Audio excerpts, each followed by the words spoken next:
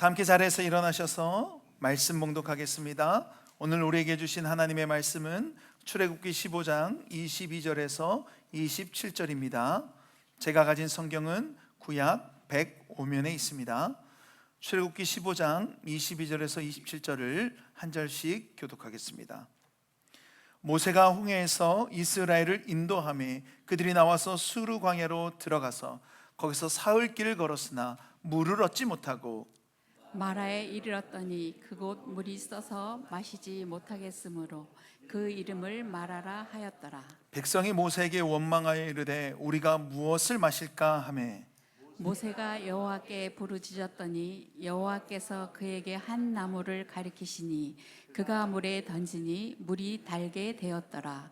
거기서 여호와께서 그들을 위하여 법도와 율례를 정하시고 그들을 시험하실세. 이르시되 너희가 너희 하나님 나 여호와의 말을 들어 순종하고 내가 보기에 의를 행하며 내 계명에 귀를 기울이며 내 모든 규례를 지키면 내가 애굽 사람에게 내린 모든 질병 중 하나도 너희에게 내리지 아니하리니 나는 너희를 치료하는 여호와임이라. 그들이 엘림에 이르니 거기에 물샘 12과 종려나무 70그루가 있는지라. 거기서 그들이 그물 곁에 장막을 치니라. 아멘. 우리 앉으시면서 은혜를 사모합시다.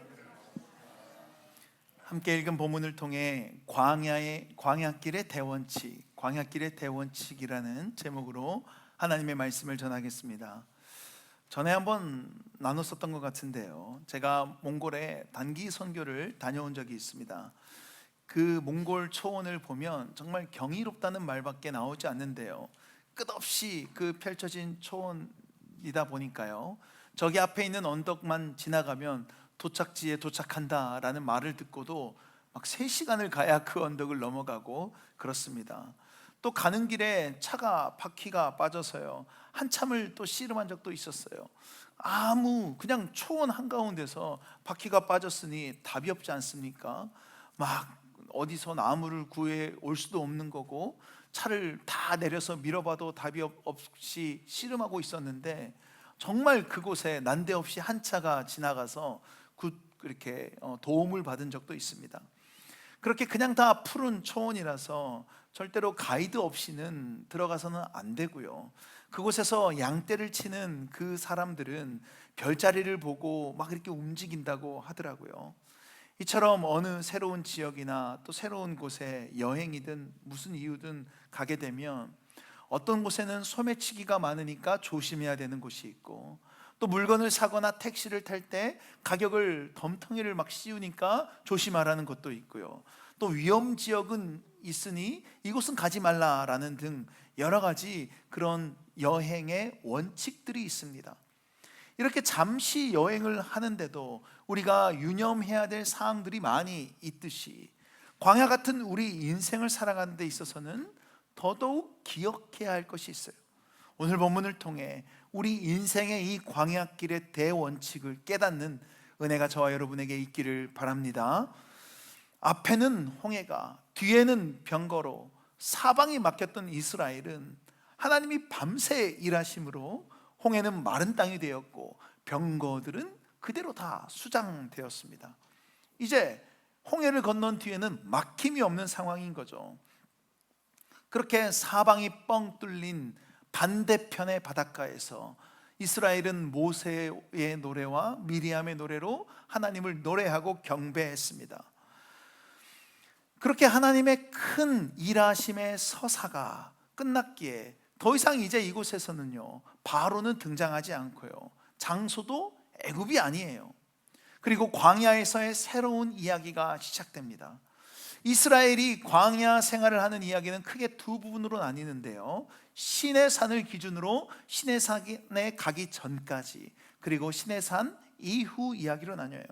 오늘 본문부터 출애굽기 18장까지가 바로 이 시내산까지 가는 광야의 여정들이고, 19장, 20장 쭉 시내산에서 머물면서 계명을 받고 십계명도 받고 율례도 받고, 그리고 이 과정에 황금 송아지도 있었고요, 그리고 시내산 언약도 체결하고요, 이런 내용이 끝까지 이어집니다. 그리고 시내산 이후에 광야의 내용은 민수기 11장에서 다시 시작돼요. 그런 점에서 오늘 우리가 읽은 이 본문은 이스라엘이 본격적으로 광야 생활을 시작하는데 가장 첫 번째 있었던 사건으로, 이 일은 뒤이어 나오는 모든 이 광야의 여정들이 어떻게 펼쳐질지, 어떤 원칙을 가지고 가야 할지 알려주는 본문이에요. 따라서 이 일을 통해 광야 같은 우리의 인생길에서도 하나님이 우리 삶에 어떻게 일하시고, 그렇게 우리는 어떤 원칙을 가지고 있어야 하는지 깨닫는 은혜가 있기를 바랍니다. 우리 22절을 함께 다시 한번 읽어볼까요? 시작. 모세가 홍해에서 이스라엘을 인도하며 그들이 나와서 수르 광야로 들어가서 거기서 사흘 길을 걸었으나 물을 얻지 못하고. 아멘. 이스라엘이 드디어 홍해를 건너서 수르 광야로 들어갑니다. 여러분, 홍해를 건넌 다음에 이스라엘의 그 기분은 어땠을까요? 마치 그 빚더미에 앉아서 늘 빚 독촉 전화를 받고, 전화벨만 울려도 가슴이 떨리고, 혹시나 빚쟁이들이 찾아올까 조마조마하고 살았는데 그 모든 빚이 한순간에 날아가 버린, 그래서 더 이상 어떤 어깨에 무게도 없는 그런 상황이지 않았을까요? 아니, 아마 이것보다는 더 했을 겁니다. 400년 동안 이스라엘은 애굽에서 광야 생활을 했어요. 아버지도 노예고, 할아버지도 노예고, 증조 할아버지도 노예고, 그 위에도 노예고, 언제부터 노예가 됐는지도 모를 정도로 그냥 그 삶 자체가 그런 삶이었고요. 그렇게 자녀들도 똑같이 노예로 살아야 될 운명이었어요.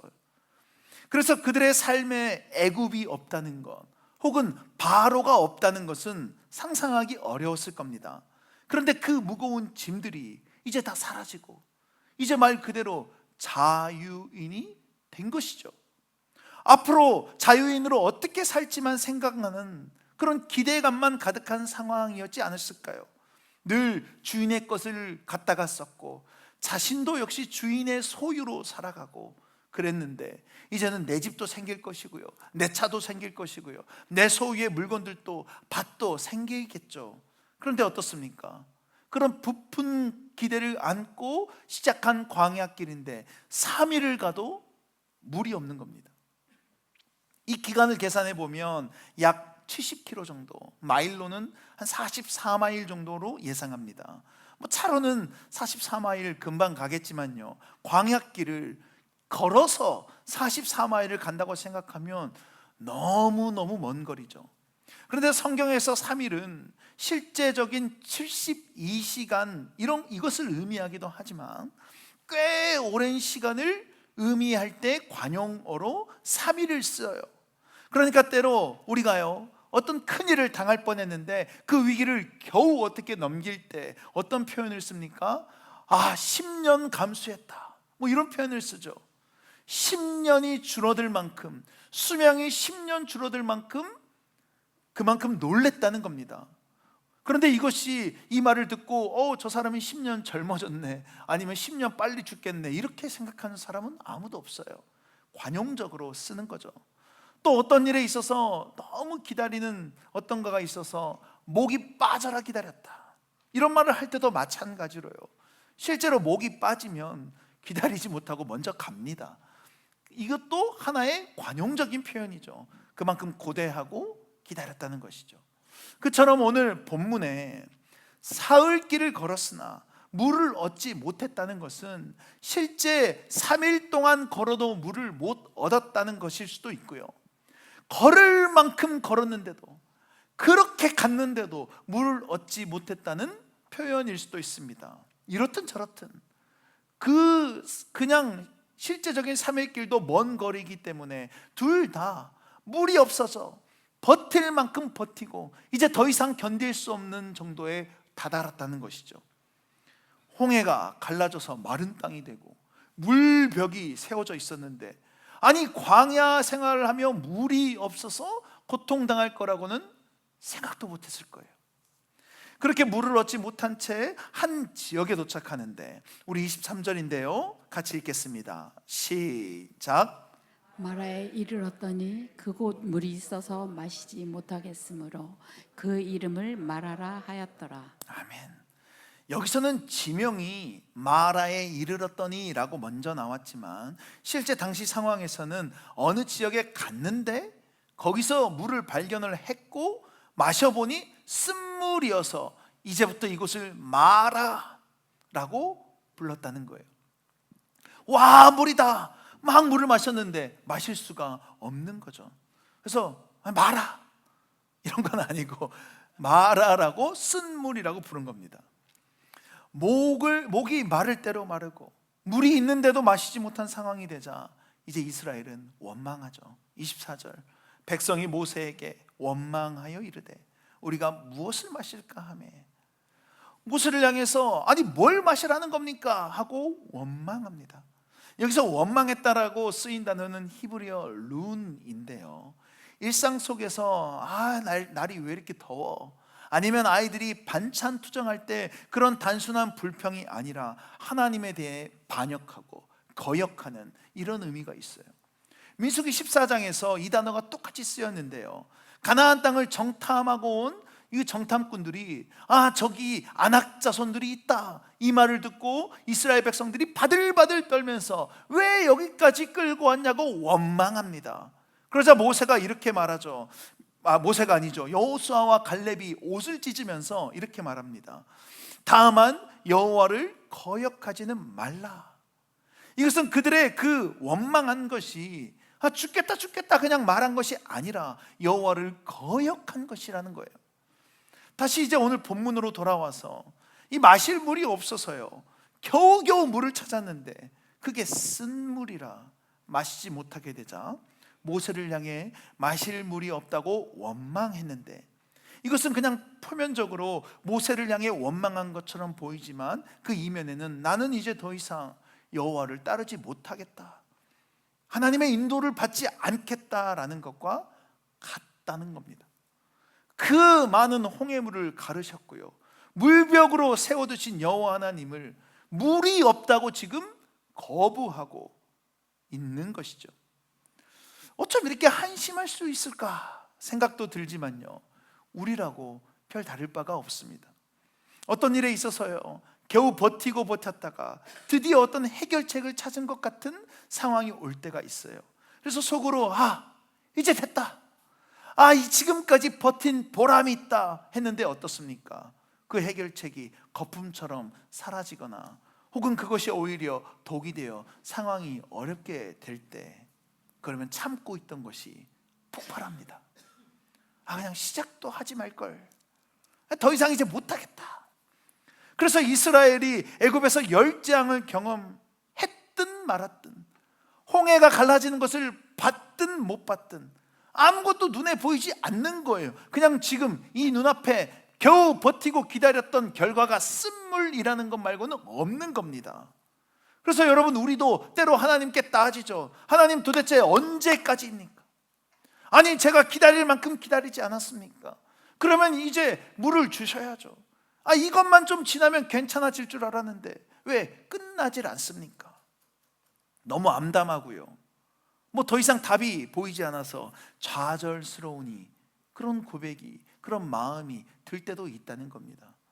나름대로 버텼지만 한계가 온 것이고 겨우 이제 숨 좀 돌리겠다 했는데 쓴물이니 기대가 큰 만큼 실망도 큰 것이죠. 그래서 하나님에 대한 신뢰도 흔들리고 이제 기도도 잘 나오지도 않을 때도 있고 시작부터 뭔가 잘못됐다고 후회하기도 합니다. 오늘 본문의 이스라엘 백성들처럼 말이죠. 그러자 모세가 여호와께 부르짖는데요, 우리 25절도 함께 읽겠습니다. 시작.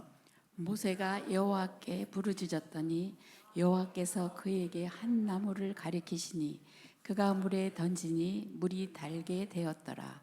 거기서 여호와께서 그들을 위하여 법도와 율례를 정하시고 그들을 시험하실세. 아멘. 하나님은 부르짖는 모세에게 한 나무를 가리키셨고 그것을 모세가 물에 던지자 어떻게 됩니까? 쓴물이 단물로 됩니다. 이 나무는 나무를 뽑아서 던진 건 아니고 아마 나무 가지였을 텐데요, 이제 마실 수 있는 물이 되었다는 거죠. 이 과정이 앞서 애굽에서 하나님이 이스라엘에게 일하셨던 모습과 똑같아요. 바로 아래서 고된 노역을 하고 있던 이스라엘은 하나님을 향해서 막 부르짖습니다.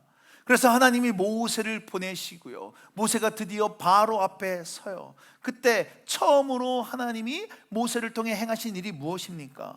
모세 손에 들고 있던 지팡이를 땅에 던져서 그 지팡이가 뱀으로 변하는 것이었어요. 그렇게 여호와의 구원 역사가 시작되는 거죠. 마찬가지로 쓴물로 인해서 모세를 원망한 이스라엘 때문에 모세가 하나님께 부르짖습니다.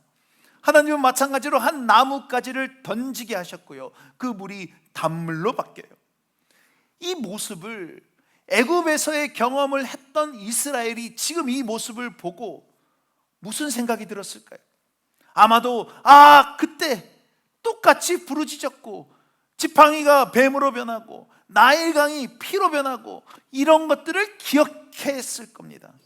그러니까 첫 번째 재앙, 애굽에 있던 모든 물들이 피로 변하고 다시 그 피가 물이 되는 하나님께, 그 하나님께는요, 쓴물을 단물로 바꾸는 것은 아무 일도 아니었겠지만 하나님은 그때를 떠올리게 하시려고요, 부르짖고 나뭇가지를 던져서 단물로 바꾸심으로 인해서 여호와가 그때나 지금이나 똑같이 일하고 계신다는 것을 알게 하신 것이죠. 그리고 어떻습니까? 법도와 율례를 정해서 시험하셨다고 합니다. 일반적으로 법도랑 율례는 대부분 복수형으로 쓰여요. 출애굽기 후반부에 나오는 그 성막 관련된 율례들이나 또 레위기 신명기에 등장하는 그 법들이 얼마나 많이 있습니까? 한두 개가 아니죠. 그러니까 당연히 복수로 쓸 수밖에 없어요. 그러나 여기서는 예외적으로 우리 한글 성경에선 발견하기 어렵지만 단수로 쓰였습니다. 그도 그럴 것이 지금 이 순간까지 이스라엘에게 주어진 법도와 율례는 유월절 규례, 그리고 거기서 파생된 무교절과 첫 것을 드리는 것 말고는 없기 때문이죠. 이 사이에 법도와 율례를 주셨다면 그만큼 중요했기에 아마 알려줬을 겁니다. 그런데 그런 것을 언급하지 않고 있어요. 그렇다면 하나님이 주신 유월절 규례를 비롯한 그 무교절과 첫 것은 무슨 의미가 있습니까? 각기 지키는 모습은 조금씩 다르지만 그 핵심은요, 여호와가 너희를 구원했고 너희를 이끄신다라는 거예요. 한 가지 더는 이 법도와 율례를 정하셨다고 하는데, 이 정하셨다라는 것은 새로운 무언가를 공표하고 새롭게 세워진, 그렇다기보다요, 두다, 설정하다, 확립하다, 이런 의미가 있어요. 그러니까 하나님이 이스라엘에게 법도와 율례를 다시 잘 확립하게 했고 다시 바로 설정하셨고 가장 우선으로 두셨다는 의미인 것이죠. 그런 점에서 방금 법도와 율례가 뭐라고 했습니까? 너희를 구원한 여호와 하나님이 너희를 이끌고 계신다라는 거라고 했어요. 그러니까 이 사실을 다시 잘 기억하게 하고 다시 이스라엘 마음의 중심에 두게 하고 그들 마음에 설정을 하셨다는 거예요. 마실 물이 없어서 고통스러워하다가 겨우 물을 찾았는데 쓴 물인 것에 대해서 참았던 것이 터져 원망하고 거역했던 이스라엘은, 이 거역은 나 이제 더 이상 하나님을 따르지 않겠다, 나는 그냥 내 살 길을 찾아가겠다, 하나님을 믿을 수가 없겠다, 그 인도하심을 거부한다라는 거였습니다. 이런 그들에게 애굽에서의 구원을 떠올리게 하시면서 쓴물을 단물로 바꿔주신 뒤에 다시 너희를 구원한 이는 나 여호와고 너희를 인도한 이는 나 여호와다라고 다시 확립하고 다시 기억하게 하시고 중심에 두셨다는 거예요. 그리고 그들을 시험합니다. 그렇다면 그 시험의 목적과 의도도 무엇이겠습니까? 이 시험은 유혹, 템테이션이 아니라 테스트인데, 이 테스트 통과 여부에 따라서 너는 될 놈, 너는 안 될 놈 나누는 것이 아니라 이 이스라엘이 중심에 여호와를 따를 마음이 되어 있는지, 그래서 가나안까지 함께 갈 준비가 됐는지, 이 중심을 보시는 시험인 것이죠. 준비되는 것에 따라 광야 생활이 결정되기 때문입니다. 그래서 신명기 8장 2절에 내 하나님 여호와께서 이 40년 동안에 내게 광야길을 걷게 하신 것을 기억하라. 이는 너를 낮추시며 너를 시험하사 내 마음이 어떠한지 그 명령을 지키는지 지키지 않는지 알려 하심이라. 그 마음을 보시고 이 마음에 여호와가 있는지 없는지 시험하신다는 겁니다. 그래서 26절에서도 뭐라고 말씀합니까? 함께 읽어볼까요? 시작. 이르시되 너희가 너희 하나님 나 여호와의 말을 들어 순종하고 내가 보기에 의를 행하며 내 계명의 길을 기울이며 내 모든 규례를 지키면 내가 애굽 사람에게 내린 모든 질병 중 하나도 너희에게 내리지 아니하리니 나는 너희를 치료하는 여호와임이라. 아멘. 너희 하나님 나 여호와의 말을 듣고 순종하고 내가 보기에 의롭고 행하고 계명을 따르고 모든 율례와 법도를 지키면 애굽 사람에게 내린 질병은 하나도 내리지 않겠다.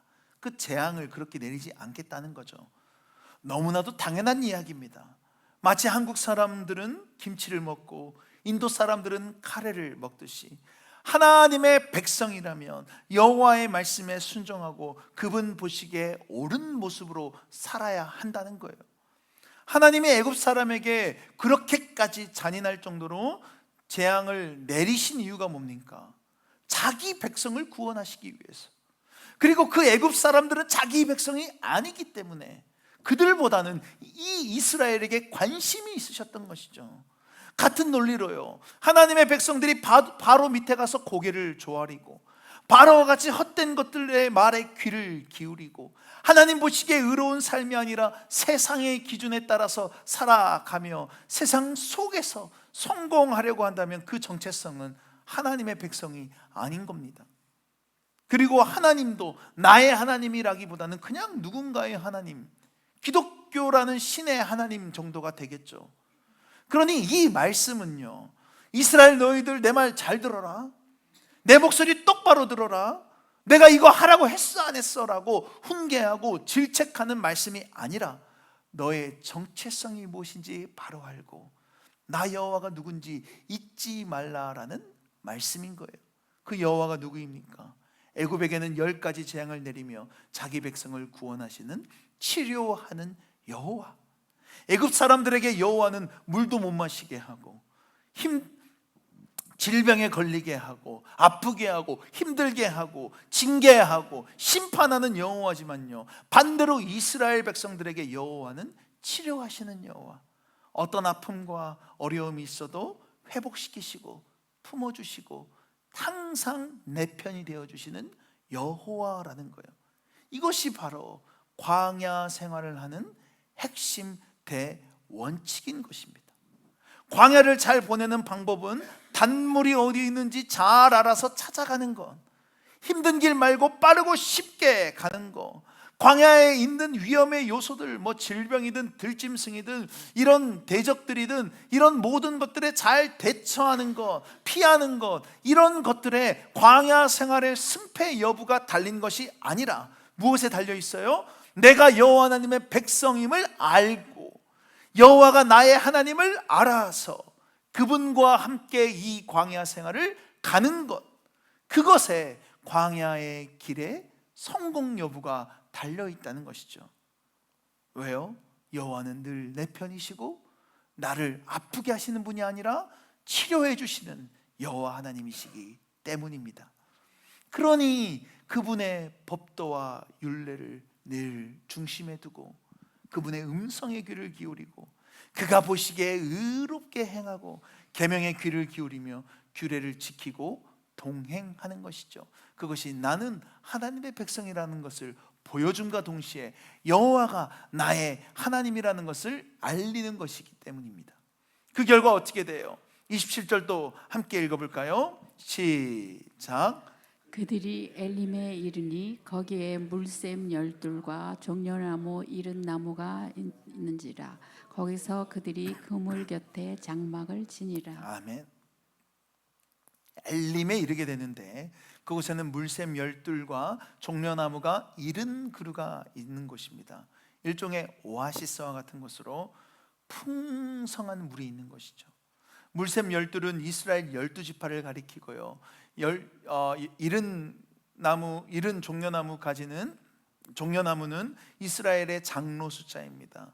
여호와께서 이스라엘을 이끄신 결과는 또 쓴물을 만나고, 그래서 이번에는 스스로 극복해보고 그런 것이 아니라 물이 넘치고 넘치는 엘림에 가게 된 것이고요.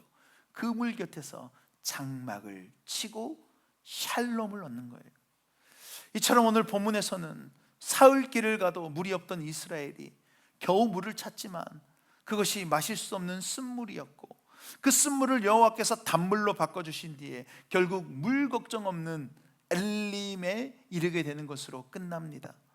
이 과정에서 이스라엘이 기억해야 될 것이 무엇입니까? 광야의 여정 가운데 내가 누구이고 이 광야를 인도하시는 이가 누구신지 바로 아는 것. 그러나 내가 어떤 정체성을 가지고 있는지, 나를 인도하는 분이 누구인지 잊어버리고요, 그냥 광야를 걸어간다면 광야는요 덥고 춥고 배고프고 목마르고 모든 것이 불편하고 위험한 광야밖에 되지 않습니다. 그래서 이스라엘이 마실 물을 못 만나자 쓴물 마라라고 했던 것 아닙니까? 그들이 처한 상황과 그 현실만 바라보니까 이것이 마실 수 있는 물인지 못 마시는 물인지 이것 말고는 구별할 게 없는 거예요. 그러나 하나님에게는요, 그 물은 더 이상 쓴물이 아니고 단물이었고, 쓴물인지 단물인지 그것을 알려주고 마라라고 부르지 말고 단물 말이라고 불러라 이렇게 말씀하지 않고요, 거기에 하나님이 누구신지 알려주신 거예요. 그것이 중요하지 않다는 거죠. 나 여호와 치료하는 하나님이 이것이 중요하다는 겁니다. 그러니 앞으로 이스라엘이 쓴물을 만나든 큰 바위를 만나든 무서운 짐승을 만나든 험난한 산이나 깊은 강을 만나든 그것이 무엇이든 그것에만 초점을 맞추고 있다면 다 마라이겠지만, 하나님에게 초점이 있다면 그 어떤 것을 만나도 치료하는 하나님이 되는 거예요. 따라서 이스라엘은 자신의 정체성이 무엇인지 바로 알고 치료의 하나님의 말씀에 순종하고 그분 보시기에 합당하게 살아가야 하는 것이죠. 그렇다면 여러분, 우리는 어떻습니까? 구원받았지만 아직 천국이 아닌 연약한 육신을 가지고 이 땅을 살아가는 우리는, 출애굽은 했지만 아직 가나안에 들어가지 못하고 광야 생활을 하는 이스라엘처럼 인생의 광야길을 가는 사람들입니다. 그렇게 우리도요, 우리가 걷고 있는 이 광야 가운데 때로는 더울 때도 있고요, 추울 때도 있고, 배고프고 또 아플 때도 있고 힘들 때도 있습니다. 그러나 여기가 종착지가 아니라 뭐라고요? 과정인 것이죠. 과정이라는 것은 결국은 지나간다는 거예요. 이것이 최종 목적지, 결국 우리가 가야 될 목적지가 아니라는 것이죠. 그런 점에서 이 과정을 잘 보내느냐 마느냐는 우리 하나님 아버지가 나의 아버지임을 알고 철저히 신뢰하며 동행했느냐 마느냐에 달려 있는 것이죠. 그런데 내가 하나님의 자녀인 것을, 여호와가 나의 아버지인 것을 잊어버리면 이 광야의 과정이 마치 종착지처럼 여겨져서요, 어려움을 만날 때마다 절망하고 좌절합니다. 물이 없거나 쓴물을 만나면 마실 물도 없는 광야에서 어떻게 평생을 살게 되냐고 맨날 그렇게 살 것처럼 두려워지죠. 가끔 들짐승을 만나면 어떻게 이런 위험이 득실거리는 광야에서 못 사냐고, 못 살겠다고 합니다. 쓴물에만 집중하니 결국 절망하고 좌절하고 암담해한다는 거예요. 그러나 여러분, 이것이 뭐라고요? 이것은 광야는 과정일 뿐이에요. 결국 우리가 가야 될 곳은 가나안이에요. 저 약속의 땅에 가는 것이 우리의 목적지고 정착지입니다. 그런 점에서 중요한 것은 이 과정을 어떻게 잘 보내느냐, 얼만큼 하나님을 신뢰하고 가느냐, 내가 누구인지 알고 가느냐 모르고 가느냐, 이것이 중요한 것이죠. 왜요? 그래야 우리가 이 과정을 잘 지나갈 수 있기 때문에 쓴물을 단물로 바꾸시고 홍해를 가르시고 배가 고프면 만나를 내려주시고 추우면 불기둥으로 더우면 구름기둥으로 해주실 분이 여호와이시기 때문에 이분과 함께 잘 과정을 지나가야 된다는 겁니다. 여러분, 오늘은 주일이기도 하지만 광고 드렸던 것처럼 아버지의 날이죠.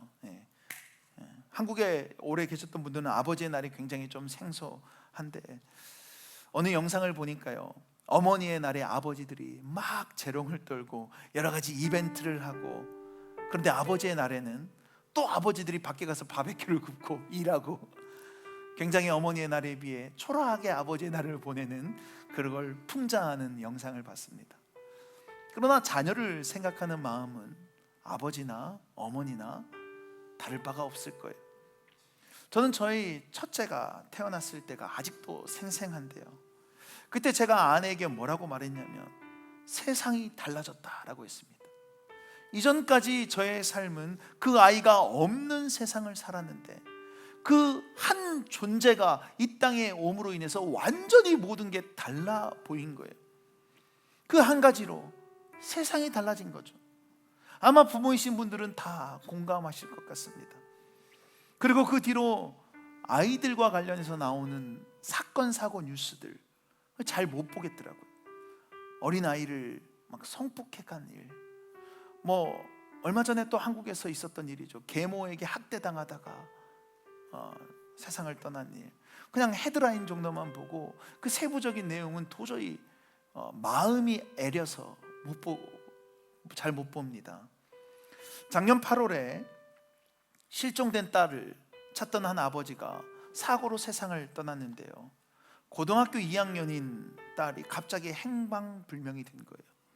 그래서 25년간, 그 뒤로부터 지금까지 25년간 전국을 다니며 곳곳에 현수막과 포스터를 붙이며 잃어버린 딸을 찾아다녔습니다. 저도 한국에 있을 때 그 현수막과 포스터를 본 적이 있어요. 누구였는데, 볼 때마다 이미 20 몇 년이 지났으니 40이 훌쩍 넘었을 것이고, 그리고 그때까지 소식이 없으면 포기할 만도 한데 참 대단하다 생각했습니다. 평생을 트럭 하나를 끌고 폐지를 주워가며 찾아다닌 거죠. 그 딸이 행방불명이 되자 아내는 우울증을 앓다가 5년 뒤에 세상을 떠났고요, 이 아버지는 그럼에도 포기하지 못하고 작년까지 연세가 71시던데 그때까지 25년간 그 딸만 찾아다닌 거예요. 사고를 당하기 하루 전에도 현수막을 어디에 붙일지, 현수막을 만들어야 되는데 하는 걱정을 하셨다고 합니다. 여러분, 이것이 부모의 마음입니다. 연약한 우리 같은 인간 부모들도 이런데 하물며 하늘 아버지는 어떠실까요? 그 하늘 아버지가 우리의 광야 인생길을 이끌고 계신다는 거예요. 때로는 우리는 광야에 대해서 불평합니다. 아니, 아버지라면 좀 좋은 길, 잘 닦인 길로 보내주셔야지, 왜 이렇게 더운 길로 인도하시냐고, 왜 이렇게 위험한 데로 다니게 하시냐고 불평이 나오죠. 그러나 우리가 여호와 하나님의 그 마음을 잘 몰라서 하는 말이에요. 요한복음에서 예수님은 이렇게 말씀하십니다.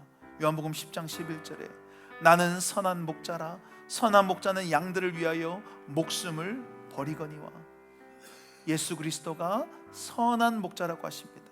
그리고 이 선한 목자는 양들을 위해서 목숨도 버린대요. 이런 미련한 목자가 어디 있습니까? 아니, 다 양들 잡아 먹거나 그 양털을 쓰려고 양을 기르는 건데 그 양을 위해서 목숨을 버리는 이런 미련한 목자가 어디 있냐는 거예요. 계속해서 14절과 15절, 나는 선한 목자라, 나는 내 양을 알고 양도 나를 아는 것이 아버지께서 나를 아시고 내가 아버지를 아는 것 같으니 나는 양을 위하여 목숨을 버리노라. 양도 나를 알고 나도 양을 아는 것, 아버지와 그리스도의 관계처럼 우리도 그와 같은 관계라는 것이죠. 남은 평생을 잃어버린 딸을 찾아 헤매다 목숨을 잃어버린 아버지처럼 우리의 목자 되신 그리스도가 미련한 양 같은 우리를 참된 길로 인도하시기 위해서 어쩌면 세상이 보기에 더욱 미련하게 자기 목숨을 버리시기까지 하신 것이죠. 여러분, 혹시 지금 사흘 길을 가는데도 여전히 목이 말라 고통스러운 가운데 계십니까? 아니 어떻게 겨우 물은 찾았는데 마셔보니 쓴물이라서 좌절하고 계십니까? 누가 우리를 인도하고 계신지 잊지 마시기 바랍니다.